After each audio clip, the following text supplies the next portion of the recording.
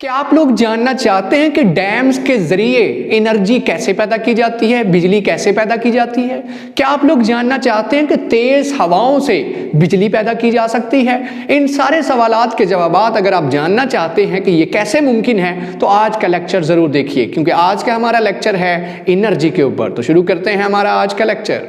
अस्सलाम वालेकुम स्टूडेंट्स, मैं हूं आपका टीचर मोहम्मद सलमान अफसल। आज के लेक्चर में हम बच्चों यूनिट नंबर 6 का अनदर टॉपिक डिस्कस करेंगे, दैट इज एनर्जी। एनर्जी को डिटेल से जानेंगे। व्हाट इज एनर्जी, किन किन चीज़ों के पास एनर्जी है, एनर्जी को कैसे इस्तेमाल में लेके आया जाता है, एनर्जी से क्या क्या हम करते हैं, कितनी कितनी शक्लों में एनर्जीज मौजूद हैं, डिस्कस करते हैं। ज़रा नज़र दौड़ाइए, आपके इर्द गिर्द जिस कमरे में बैठे आप इस वीडियो को देख रहे हैं, आप बताइए ज़रा किन किन चीज़ों के पास एनर्जी है। अगर आप नज़र दौड़ाएंगे, कमरे में बल्ब लाइट ऑन होगी, लाइट अगर ऑन है इसका मतलब इसके पास लाइट एनर्जी है। अगर उस बल्ब के पास जाएंगे तो आपको हीट महसूस होगी, इसका मतलब उसके पास हीट एनर्जी है। हवा आपको महसूस हो रही होगी, थोड़ी बहुत हवा चलती हुई महसूस हो रही होगी, हवा के मालिक्यूल्स टकरा रहे होंगे, एयर के पास एनर्जी है। तो ये कुछ एनर्जीज आपके कमरे में कोई बोल रहा होगा, जैसे मैं बोल रहा हूँ, मेरी आपके पास कौन सी एनर्जी पहुँच रही है, साउंड एनर्जी पहुँच रही है। ये सारी की सारी एनर्जीज हैं जो हमारी रूटीन का हिस्सा हैं, रूटीन का हिस्सा है। अब सबसे ज़्यादा एनर्जी जो हम हासिल करते हैं, हम कहते हैं सबसे बड़ा सोर्स लाइट का और हीट का हमारे पास सन है।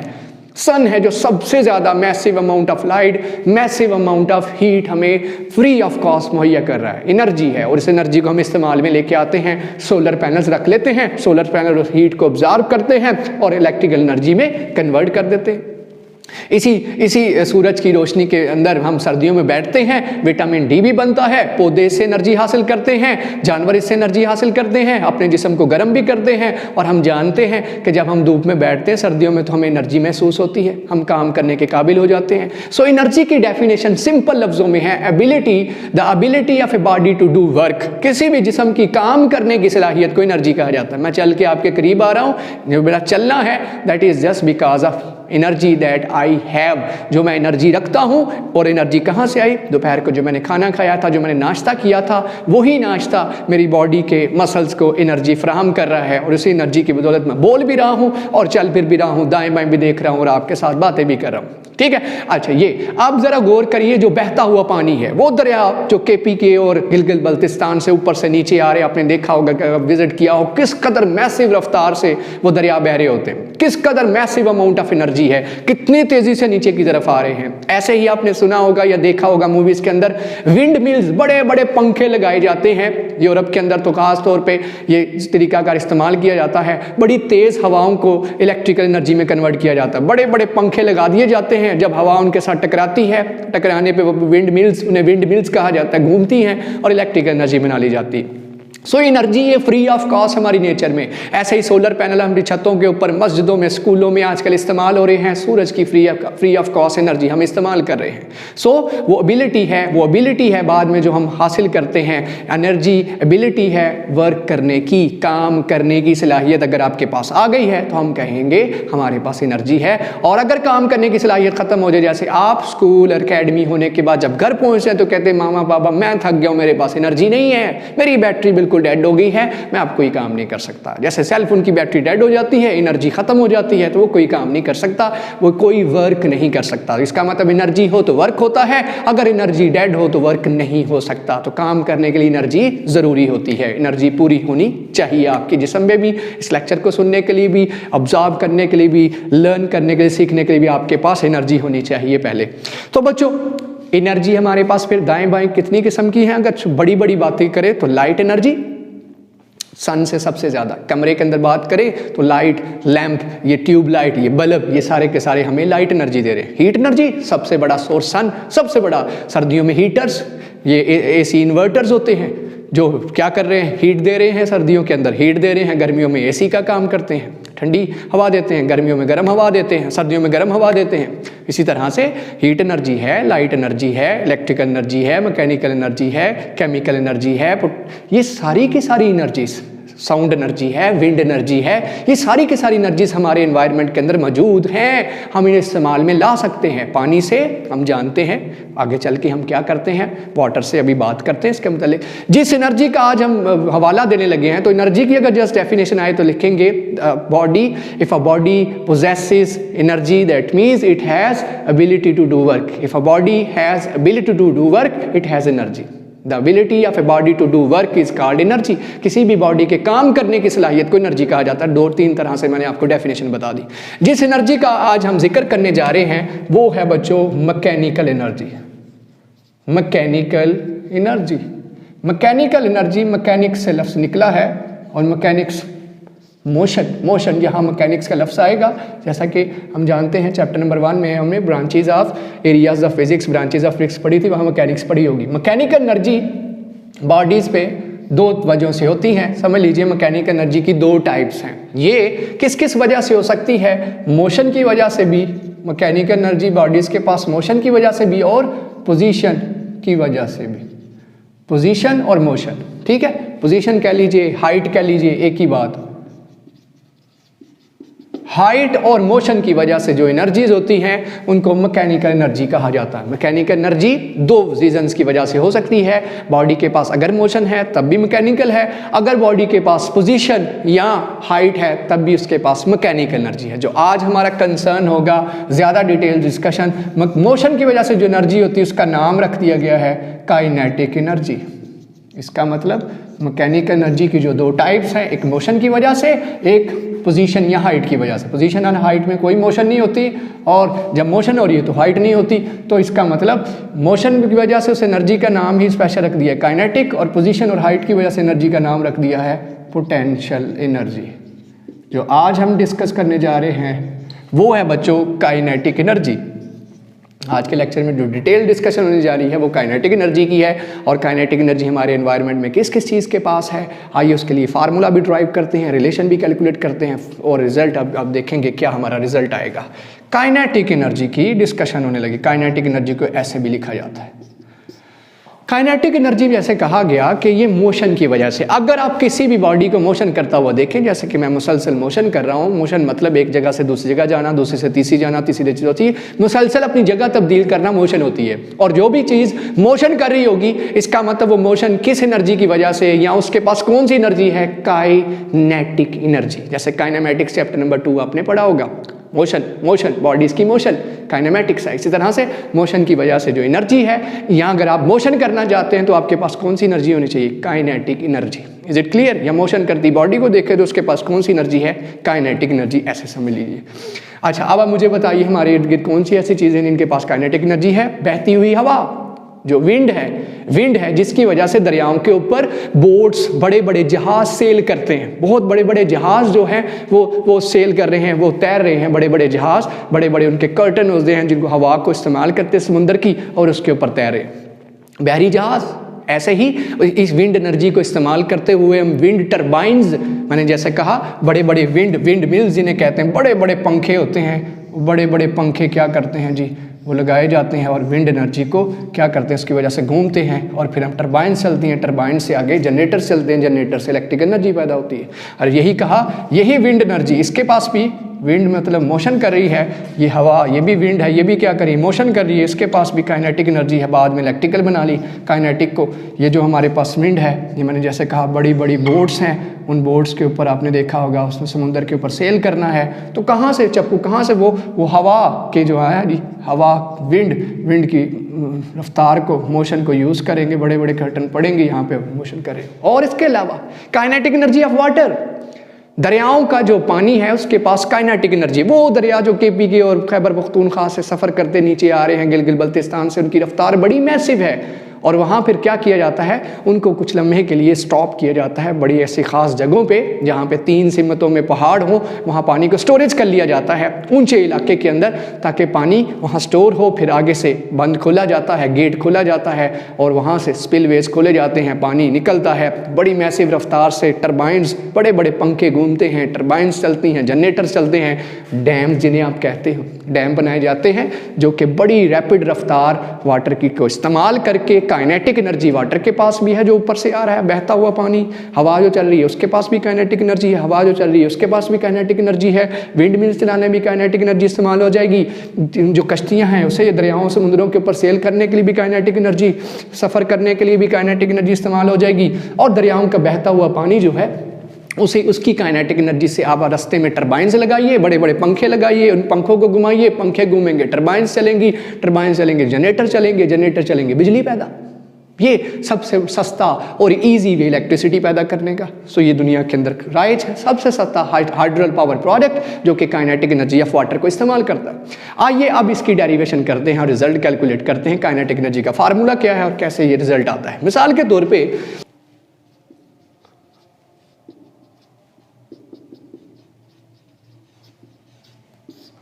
काइनेटिक एनर्जी बच्चों, काइनेटिक एनर्जी क्या है? जैसे मैंने कहा बॉडीज की मोशन की वजह से जो एनर्जी है वो काइनेटिक एनर्जी है, या बॉडीज को मोशन करने के लिए जो एनर्जी चाहिए उसका नाम है काइनेटिक एनर्जी। अब फर्ज करिए आपके पास एक बॉडी है, वो क्या कर रही थी? वो मोशन कर रही थी। एक गाड़ी है मिसाल के तौर पे, वो इनिशियल वेलोसिटी से 25 मीटर पर सेकंड से जा रही थी। क्या हुआ? आपने ब्रेक लगाई, इस मूवमेंट पे इस पे क्या लगाई? यहाँ ब्रेक पे पाँव रखा। आप जानते हैं ब्रेक पे पाँव रखने के बाद फ़ौरन तो गाड़ी स्टॉप नहीं हो जाएगी, कुछ फासला दूर जाने पे एक गाड़ी ज़मीन के साथ रगड़ खा रही है। फ्रिक्शन की वजह से, रोड की फ्रिक्शन और टायर के दरमियान फ्रिक्शन की वजह से क्या हुआ? ये गाड़ी यहाँ आके स्टॉप हो गई, यहाँ आके स्टॉप हो गई। ये गाड़ी यहाँ से यहाँ तक आई और इस दौरान ये स्टॉप हो गई। फासला कितना तय किया इसने? एस फासला किया तय, जब जाके ये स्टॉप हुई। इसकी इनिशियल वेलोसिटी 25 मीटर पर सेकंड थी और फाइनल वेलोसिटी आप जानते हैं स्टॉप होने पे 0 मीटर पर सेकंड हो जाएगी, 0 मीटर पर सेकंड हो जाएगी। अब गौर करिएगा, जब ये मोशन कर रही थी 25 मीटर पर सेकंड से, तो इसके पास क्या चीज़ मौजूद थी? काइनेटिक एनर्जी मौजूद थी। मोशन की वजह से कौन सी एनर्जी होती है? Kinetic energy. वो काइनेटिक एनर्जी कहाँ गई? बॉडी जब स्टॉप होगी, ये कार जब स्टॉप होगी, इसका क्या मतलब है कि ये काइनेटिक एनर्जी एंड अप खत्म हो गई है। किधर खत्म हुई है? वर्क करने में। कौन सा वर्क? कौन से वर्क के अगेंस्ट काइनेटिक एनर्जी खत्म हुई है? जो वर्क हुआ है रोड और टायर के दरमियान। रोड और टायर के दरमियान जो वर्क हुआ है वहां पे फिनिश हो गई है kinetic energy. Work done against the motion. जो मोशन के अगेंस्ट वर्क हुआ है ना, वर्क हुआ है यहाँ पे, यहाँ वर्क हुआ है इस गाड़ी को रोकने के लिए। टायर और किसके दरमियान? उस रोड के दरमियान वर्क हुआ है उसको रोकने के लिए। अब आप खुद देख लीजिए, यहाँ से लेके यहाँ तक फासला भी कवर हुआ, फोर्स भी लगी है, Fs वर्क भी हुआ है, और काइनेटिक एनर्जी क्या हुई? Kinetic energy ends up in terms of work जो यहाँ से यहाँ हुआ। तो मैं कह सकता हूँ यहाँ पे जो काइनेटिक एनर्जी है, काइनेटिक एनर्जी ऑफ बॉडी, गाड़ी की बजाय हम बॉडी का लफ्ज़ यूज़ करेंगे, किधर? Is equal to work done by the body. वो वर्क जो बॉडी ने किया यहाँ से लेके यहाँ तक, किसके अगेंस्ट? फ्रिक्शन के अगेंस्ट। फ्रिक्शन इसे रोक रही थी, उसके अगेंस्ट वर्क करते करते अपनी काइनेटिक एनर्जी सारी खो बैठी। काइनेटिक एनर्जी अपनी सारी खो बैठे। समझ आ रही बात की? काइनेटिक एनर्जी सारी की सारी खो बैठे। कैसे? यहाँ से यहाँ आते हुए जो काइनेटिक एनर्जी थी वो सारी एंड अप हो गई फ्रिक्शन को ओवरकम करते। रुकना नहीं चाहती थी, काइनेटिक एनर्जी स्टॉप नहीं होना देना चाहती थी, लेकिन फ्रिक्शन इससे सारी काइनेटिक एनर्जी ले ली। वो work done by the body में कन्वर्ट होगी, वहाँ यहाँ आके एंड अप होगी काइनेटिक एनर्जी। ये रिलेशन है आपके पास जिसे हम यूज़ करेंगे कैसे? इसका मतलब जो काइनेटिक एनर्जी है वो किसके बराबर? Work done by the body. Work done का क्या फार्मूला है? F cross S। ये रिलेशन याद रखिएगा। बॉडी की kinetic energy ends up in the shape of work done by the body. कहाँ से कहाँ आने में? फ्रिक्शन के अगेंस्ट जाने में। यहाँ तो फ्रिक्शन रगड़ पैदा हो रही थी, रगड़ के अगेंस्ट जाते यहाँ तक लेके आने में काइनेटिक एनर्जी वर्क की शक्ल में वर्क हुआ ना, डिस्प्लेसमेंट हुआ कि नहीं हुआ, फोर्स लगी कि नहीं लगी। आइए देखते हैं फोर्स कहाँ लगी। ये जो आपने फोर्स लगाई थी, गौर करिएगा, यहाँ जो फोर्स लगाई थी आपने, ब्रेक के ऊपर जो प्रेस किया था आपने, ब्रेक के ऊपर क्या लगाई थी आपने? पाँव से फोर्स लगाई थी। और फोर्स किसके बराबर होती है आप जानते हैं? एम ए के ज़रा गौर करिए, यहाँ से लेके यहाँ तक एक्सेलरेशन है, जी है। एक्सेलरेशन की क्या डेफिनेशन है? जब आप वेलोसिटी को चेंज होते देखें, इनिशियल वेलोसिटी कुछ और, फाइनल वेलोसिटी कुछ और, इसका मतलब वहाँ पे क्या मौजूद है? एक्सेलरेशन मौजूद है, rate of change of velocity. तो यहाँ वेलोसिटी 25 थी, मिसाल दे रहा हूँ, ज़्यादा थी स्लो हो गई, तेज़ थी कम हो गई। वेलोसिटी जब कम हो तो उस एक्सेलरेशन का नाम क्या होता है? पॉजिटिव या नेगेटिव? पॉजिटिव या नेगेटिव? जब बॉडी स्लो हो तो उस एक्सेलरेशन का नाम रिटार्डेशन होता है, नेगेटिव एक्सेलरेशन होता है, डिसेलरेशन होता है। तो मैं क्या नाम दूंगा? यहाँ जो एक्सेलरेशन है, ये जो एक्सेलरेशन है वो किसके बराबर? F/m के, ए किसके बराबर आ जाएगा? -F/m। ये वो एक्सेलरेशन है जो यहाँ मौजूद है, जो कि नेगेटिव एक्सेलरेशन है। क्यों? क्या वजह हो रही है कि फोर्स की वजह से बॉडी स्लो डाउन, तेज़ नहीं कर रहा, मैंने एक्सेलरेटर पाँव नहीं रखा, ब्रेक पे पाँव रखा है। नतीजा वो फोर्स इसमें नेगेटिव एक्सेलरेशन पैदा कर रही है, इसे स्लो डाउन करती जा रही है। इनिशियल वेलोसिटी ज़्यादा है, फाइनल वेलोसिटी कम हो गई, फोर्स ने इसे, जो मेरी फोर्स ब्रेक पे अप्लाई की, इसने स्लो डाउन करते करते इसे स्टॉप कर दिया। और फोर्स और डिस्प्लेसमेंट का प्रोडक्ट तो वर्क होता है। तो इसका मतलब यहाँ जो एक्सेलरेशन है, यहाँ उसकी कीमत नेगेटिव क्यों है? क्योंकि एक्सेलरेशन यहाँ क्या है? मेरी फोर्स के नतीजे में एक्सेलरेशन बढ़ने की बजाय एक्सेलरेशन कम हुआ है, उसे डिसेलरेशन या नेगेटिव एक्सेलरेशन कहा जाता है। रिटार्डेशन का लफ्ज़ भी यूज़ करते हैं, रिटार्डेशन। ये चैप्टर नंबर 2 के अंदर पढ़ा होगा। ब्रेक के अप्लाई करने से वेलोसिटी कम होगी तो रिटार्डेशन डिसेलरेशन है, और न्यूटन के सेकंड लॉ से पता चल जाएगा कितना है। अब जो चीज़ें पुट करनी है वो पुट करिए। एक तो चीज़ ये मिल गई। दूसरी चीज़, मान लीजिए इसके पास जो इनिशियल वेलोसिटी है, इनिशियल वेलोसिटी इसको v का नाम दे लीजिए, v दे दीजिए। जो फाइनल वेलोसिटी है वो आपके पास सामने ही है, 0 है। स्टॉप होनी है ना, बॉडी स्टॉप करनी है, हमने वेलोसिटी से स्टॉप करना है। फिर हमारे पास a का रिजल्ट क्या आ गया? -F/m। ये कुछ हमारे पास रिज़ल्ट आ गए हैं जो हम कहाँ पुट करने जा रहे हैं। इन सारे रिजल्ट्स को हम पुट करेंगे किस इक्वेशन के अंदर?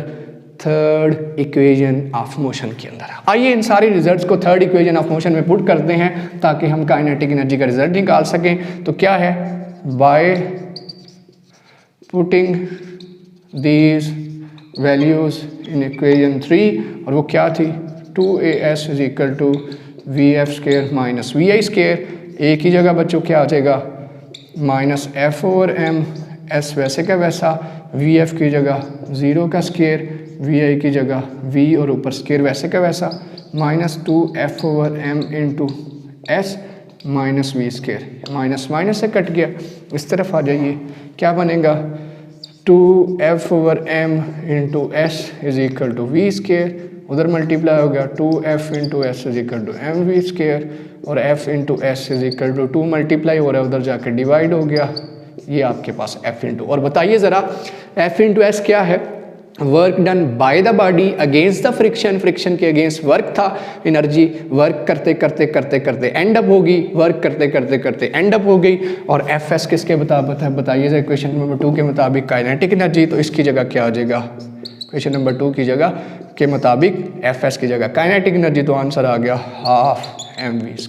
ये रिलेशन क्या बताता है कि जितनी ज़्यादा बॉडी की रफ्तार होगी, जितनी ज़्यादा तेज़ रफ्तार होगी, उतनी काइनेटिक एनर्जी ज़्यादा होगी। और यहाँ से ये भी पता चलता है कि ये दोनों आपस में इन्वर्सली प्रोपोर्शनल है। मैस जितना ज़्यादा रफ्तार उतनी थोड़ी, मैस जितना थोड़ा वेलोसिटी उतनी ज़्यादा। जो चीज़ें मल्टीप्लाई हो रही हों वो रेसिप्रोकल होती हैं, वो उलट होती हैं एक दूसरे के।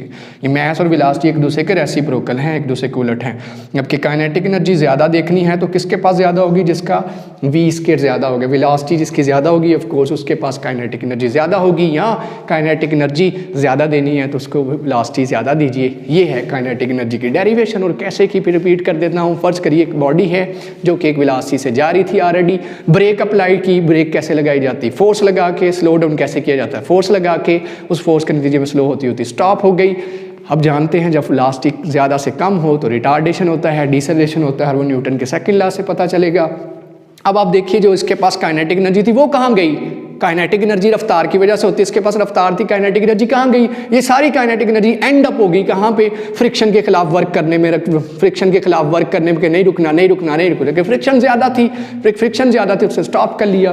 तो kinetic energy ends up in work done by the body. ये रिजल्ट्स पुट किए थर्ड इक्वेशन में और कैलकुलेशन आपके सामने। ये था हमारा आज का टॉपिक जिसमें कि हमने एनर्जी को डिस्कस किया और उसकी एक टाइप मैकेनिकल एनर्जी की उसकी भी एक टाइप, एक ब्रांच स्टडी की, मैकेनिकल एनर्जी जो बॉडीज़ की मोशन और पोजीशन की वजह से होती है, उसकी एक स्पेशल टाइप हमने पढ़ी काइनेटिक एनर्जी, जो सिर्फ और सिर्फ बॉडीज़ की मोशन की वजह से होती है। और काइनेटिक एनर्जी की डेफिनेशन क्या है? The energy possessed by body due to its motion, that is the definition of kinetic energy. Motion करती जितनी बॉडीज़ देखेंगे उनके पास काइनेटिक एनर्जी मस्ट होगी। ये था आज का हमारा टॉपिक। उम्मीद करता हूँ आपको अच्छे से समझ आई होगी। वीडियो को लाइक कीजिए, शेयर कीजिए, कमेंट ज़रूर कीजिए, चैनल को ज़रूर सब्सक्राइब कीजिए और मुझे दीजिए इजाज़त। अल्लाह हाफिज़।